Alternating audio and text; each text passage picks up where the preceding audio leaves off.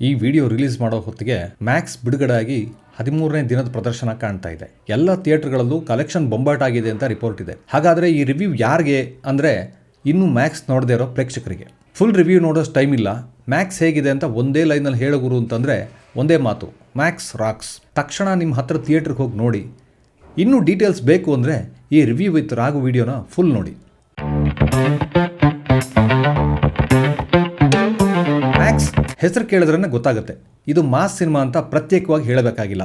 2022ರಲ್ಲಿ ವಿಕ್ರಾಂತ್ ರೋಣ ಆದಮೇಲೆ ರವಿ ಬೋಪಣ್ಣ ಮತ್ತು ಕಬ್ಜಾ ಚಿತ್ರಗಳಲ್ಲಿ ಕ್ಯಾಮಿಯೋ ಆಗಿ ಕಾಣಿಸ್ಕೊಂಡಿದ್ದು ಬಿಟ್ಟರೆ ನಮ್ಮ ಬಾದ್ಶಾ ಕಿಚ್ಚ ಸುದೀಪ ಅವರು ತೆರೆ ಮೇಲೆ ಕಾಣಿಸ್ಲೇ ಇಲ್ಲ.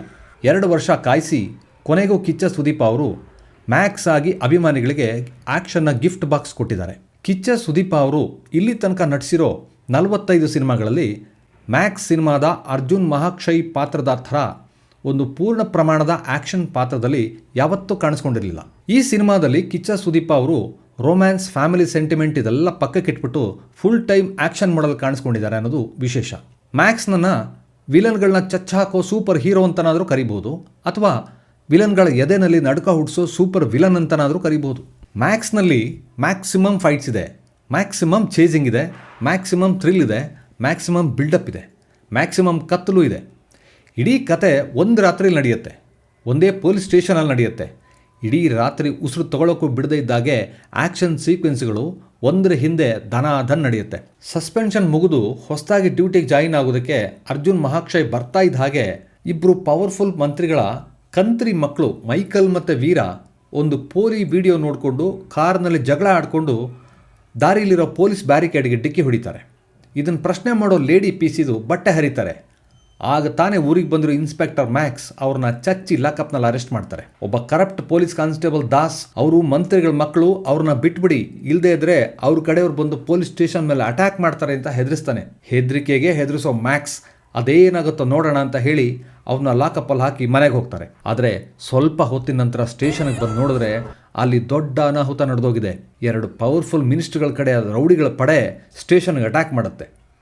ಅದನ್ನು ನೋಡಿ ಮುಂದೆ ಆಗಬಹುದಾದ ಪರಿಣಾಮ ನೆನೆಸ್ಕೊಂಡು ಪೊಲೀಸ್ ಸ್ಟೇಷನ್ನ ಸ್ಟಾಫ್ ಎಲ್ಲ ಗಡ ನಡುಗ್ತಾರೆ. ಆಗ ಪಬ್ಲಿಕ್ಕಿಗೆ ರಕ್ಷಣೆ ಕೊಡೋ ಪೊಲೀಸರೇ ರಕ್ಷಣೆಗಾಗಿ ಮ್ಯಾಕ್ಸ್ ಹತ್ರ ಮೊರೆ ಇಡ್ತಾರೆ. ಮಂತ್ರಿಗಳ ಕಡೆ ರೌಡಿಗಳು ಸ್ಟೇಷನ್ಗೆ ಯಾಕೆ ಅಟ್ಯಾಕ್ ಮಾಡ್ತಾರೆ, ಆಗ ಮ್ಯಾಕ್ಸ್ ಆ ರೌಡಿಗಳಿಂದ ಸ್ಟೇಷನ್ ಮತ್ತು ತನ್ನ ಕಡೆ ಸ್ಟಾಫನ್ನು ಹೇಗೆ ಕಾಪಾಡ್ತಾನೆ ಅನ್ನೋದೇ ಮುಂದಿನ ಕುತೂಹಲಕಾರಿ ಕತೆ. ಈ ಕಥೆಯಲ್ಲಿ ಮೈಂಡ್ ಗೇಮ್ ಇದೆ, ಮನ ತಣಿಯೋಷ್ಟು ಸ್ಟಂಟ್ಸ್ ಇದೆ, ಕತ್ತಲಲ್ಲಿ ಕಣ್ಣಿಗೆ ಮುದ ನೀಡೋ ಸಿನಿಮಾಟೋಗ್ರಫಿ ಇದೆ.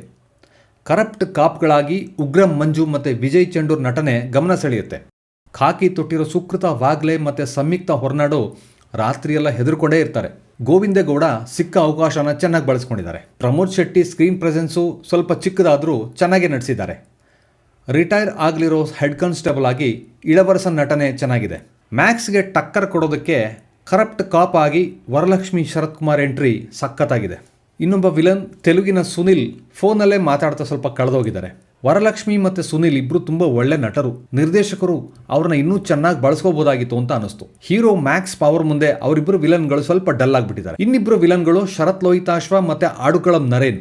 ಇವರಿಬ್ಬರು ಖತರ್ನಾಕ್ ಮಿನಿಸ್ಟರ್ಗಳು ಅಂತ ಡೈಲಾಗ್ನಲ್ಲಿ ಬರುತ್ತೆ, ಆದರೆ ಅವರಿಗೆ ಹೆಚ್ಚೇನೂ ಅವಕಾಶ ಸಿಕ್ಕಿಲ್ಲ.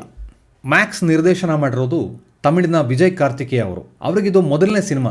ಸುಮಾರು 4 ವರ್ಷದಿಂದ ಈ ಮ್ಯಾಕ್ಸ್ ಕತೆ ಮಾಡ್ತಾ ಇದ್ರಂತೆ. ಆದರೆ ಮೊದಲನೇ ಸಿನಿಮಾ ಅಂತ ಅನ್ನಿಸ್ತಾ ಇರೋ ರೀತಿ ತುಂಬ ಚೆನ್ನಾಗಿ ನಿರ್ದೇಶನ ಮಾಡಿದ್ದಾರೆ. ಶಾರ್ಟ್ ಟೇಕಿಂಗ್ಸ್ ಇರ್ಬೋದು, ಸಿನಿಮಾದ ಟೆನ್ಷನ್ ಮೇಂಟೈನ್ ಮಾಡಿದ ರೀತಿ ಇರ್ಬೋದು, ಕಥೆಯ ವೇಗವನ್ನು ಕಾಯ್ದುಕೊಂಡ ರೀತಿ ಇರ್ಬೋದು, ಎಲ್ಲದರಲ್ಲೂ ಅವ್ರ ಕೆಲಸ ತುಂಬ ಅಚ್ಚುಕಟ್ಟಾಗಿದೆ. ನಿರ್ದೇಶನಕ್ಕೆ ಪೂರ್ತಿ ಮಾರ್ಕ್ಸ್ ಕೊಡ್ಬೋದು. ಇಲ್ಲಿ ಕತೆ ಚಿತ್ರಕಥೆನೂ ನಿರ್ದೇಶಕ ವಿಜಯ್ ಅವರೇ ಮಾಡಿದ್ದಾರೆ. ಹಾಗಾಗಿ ನಿರ್ದೇಶನಕ್ಕೆ ಇದು ತುಂಬ ಪೂರಕವಾಗಿದೆ. ಈ ಕತೆ ಒಂದೇ ರಾತ್ರಿ ನಡೆಯೋ ಕತೆ. ಒಂದೇ ರಾತ್ರಿನಲ್ಲಿ ನಡೆಯೋ ಕತೆಗಳು ಮುಂಚೆನೂ ಹಲವಾರು ಬಂದಿವೆ. ಆದರೆ ಮ್ಯಾಕ್ಸ್ನ ಪ್ಯಾಟ್ರನ್ ನಿರೂಪಣೆ ಕನ್ನಡದ ಮಟ್ಟಿಗೆ ಹೊಸದು ಅಂತ ಹೇಳ್ಬೋದು. ಈ ಸಿನಿಮಾದಲ್ಲಿ ಕಾಮಿಡಿ ಆಗಲಿ ರೊಮ್ಯಾನ್ಸ್ ಆಗಲಿ ಇಲ್ಲವೇ ಇಲ್ಲ. ಕಾಮಿಡಿಯನ್ ಮಿತ್ರ ಪಂಚರ್ ಹಾಕೋದಕ್ಕಿಂತ ಬಂದು ಸ್ವಲ್ಪ ನಗು ತರಿಸ್ತಾರೆ. ಫಾರ್ ಎ ಚೇಂಜ್ ಇಲ್ಲಿ ಕಿಚ್ಚ ಸುದೀಪ್ಗೆ ಹೀರೋಯಿನ್ನೇ ಇಲ್ಲ. ಆದರೂ ಚಿತ್ರಕಥೆ ವೇಗದಿಂದ ಅದೊಂದು ದೊಡ್ಡ ಕೊರತೆ ಅಂತ ಅನ್ಸಲ್ಲ. ಆ್ಯಕ್ಷನ್ ಸಿನಿಮಾದಲ್ಲಿ ಕೈ ಮಾತಾಡುವಾಗ ಮಾತಿಗೆ ಹೆಚ್ಚೇನು ಕೆಲಸ ಇರಲ್ಲ. ಮ್ಯಾಕ್ಸ್ ಮಾತಾಡುವಾಗ ಮ್ಯಾಕ್ಸಿಮಮ್ ಸೈಲೆನ್ಸ್ ಇರಬೇಕು ಅಂತ ಅವರೇ ಹೇಳಿರೋದ್ರಿಂದ ಇಲ್ಲಿ ಡೈಲಾಗ್ ಕತೆಗೆ ಎಷ್ಟು ಬೇಕೋ ಅಷ್ಟಿದೆ.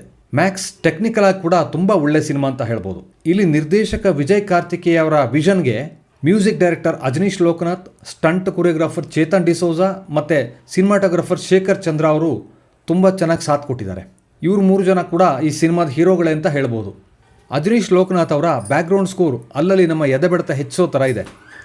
ಛಾಯಾಗ್ರಾಹಕ ಶೇಖರ್ ಚಂದ್ರ ಅವರ ಟೇಕಿಂಗ್ಸ್ ಮತ್ತು ಕಥೆಯ ಮೂಡಿಗೆ ಹೊಂದೋ ಥರದ ಲೈಟಿಂಗ್ ನಿಜಕ್ಕೂ ಅದ್ಭುತವಾಗಿದೆ. KGF ಕಾಂತಾರ ಆದ ನಂತರ ಮ್ಯಾಕ್ಸ್ ಸಿನಿಮಾ ಕನ್ನಡದ ತಾಂತ್ರಿಕ ಗುಣಮಟ್ಟವನ್ನು ಇನ್ನೊಂದು ಲೆವೆಲ್ಗೆ ತಗೊಂಡು ಹೋಗಿದೆ ಅಂತ ಹೇಳ್ಬೋದು. ಕ್ಲೈಮ್ಯಾಕ್ಸ್ ಟ್ವಿಸ್ಟ್ ತುಂಬ ಚೆನ್ನಾಗಿದೆ. ಸ್ವಲ್ಪ ದೃಶ್ಯಂ ಸಿನಿಮಾದ ಕ್ಲೈಮ್ಯಾಕ್ಸ್ ಅನ್ನು ನೆನಪಿಸುತ್ತೆ. ಒಟ್ಟಿನಲ್ಲಿ 2.25 ಗಂಟೆ ಮ್ಯಾಕ್ಸ್ ನಿಮ್ಮನ್ನ ಮ್ಯಾಕ್ಸಿಮಮ್ ಎಂಟರ್ಟೈನ್ ಮಾಡ್ತಾನೆ ಅನ್ನೋದ್ರಲ್ಲಿ ಡೌಟೇ ಇಲ್ಲ.